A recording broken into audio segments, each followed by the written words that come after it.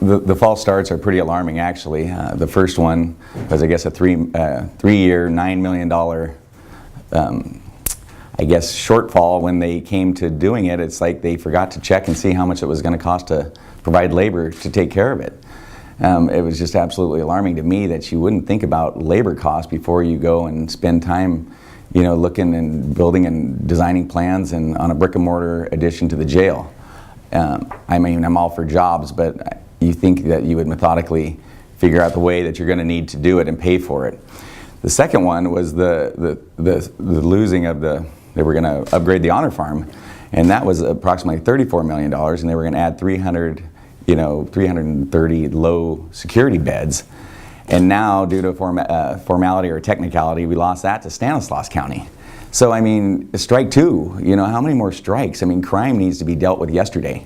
You know, and brick and mortar takes a very, very long time.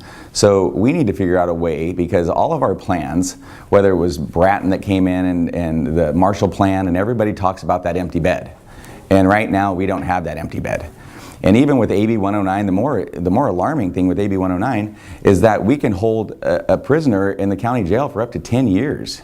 So now it's going to bring the county at risk of all the same lawsuits that they have at the state level. So as far as the quality of the jail and the prison system. So now the lethargy at the state system, they're just sharing it to the county system, and it's going to be an absolute boondoggle again. So all these things need to be handled. So my idea, you know, there's a couple ideas, obviously Prison Industries, and then there's another company that has modular prisons in San Quentin. Everybody says, oh, well, you can't have a modular. Yes, you can have a modular. You know what I mean? Secure the honor farm. We were out there for an interview and nobody even came out to see what we were doing. It was absolutely alarming. It's like we're out at the honor farm doing a little press conference and nobody came out. Gates wide open.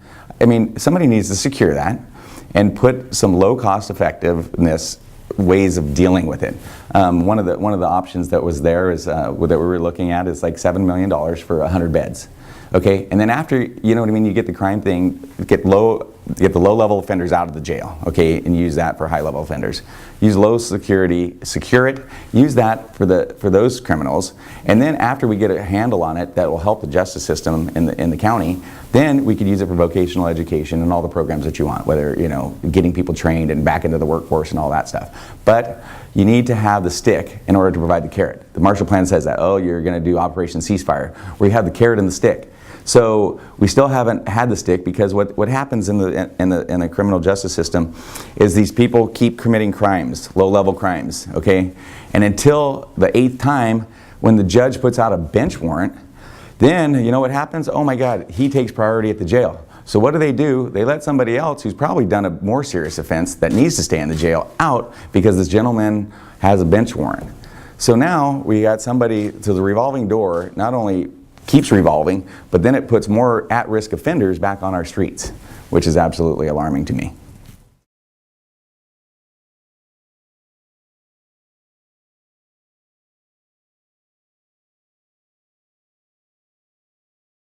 Well, where our family business is on Park and San Joaquin, I see a lot of mentally ill folks, and I believe that they're being underserved.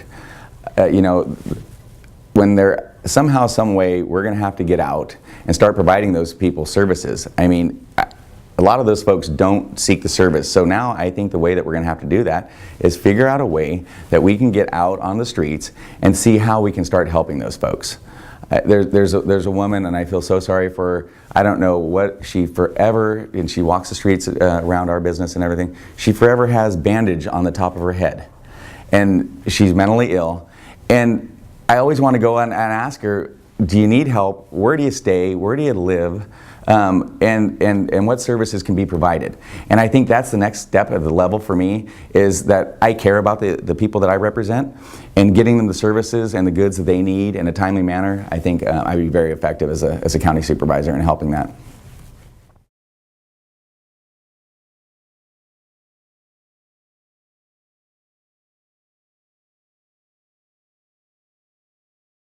Bringing more jobs is an interesting story. A friend of ours, they own Farmington Fresh, and they just bought an onion company to go along with it.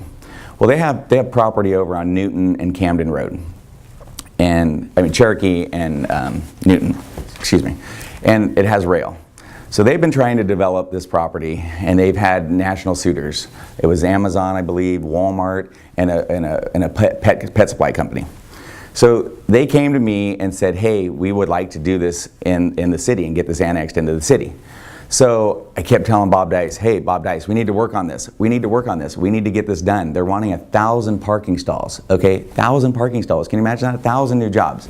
Oh, we gave them every reason why we couldn't do it. Oh, we're in bankruptcy. Oh, it's leapfrog development. Oh, it's like, it's right outside the heart of Stockton.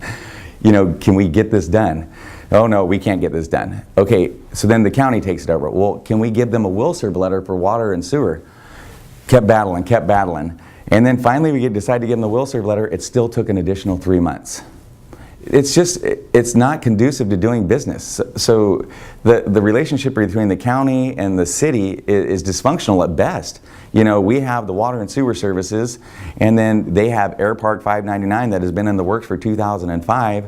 Well, you know what, the agreement for the sharing of the water and sewer expired. Oh, so now it's war again. You know what I mean? Who's got the leverage to do what? You know, it's like, here's what we're doing. We're shooting ourselves in the foot. How are we promoting job growth when we can't even get along? And the even more sad thing is that the people, once they leave the council, go to the county, and I don't know if they forget their humble beginnings, but it's detrimental to the cause. Why can't we all get along together? You mean, hey, if you don't know it all, then you go and seek out the information from somebody that does know it all, and come to some common ground so that we could fix things here and attract jobs, and, you know, bring our kids back when they go away to college to come back and have jobs here for them, and have family wage jobs for them. You know what I mean? So that they can come back and buy a home and be, you know, be a part of our society.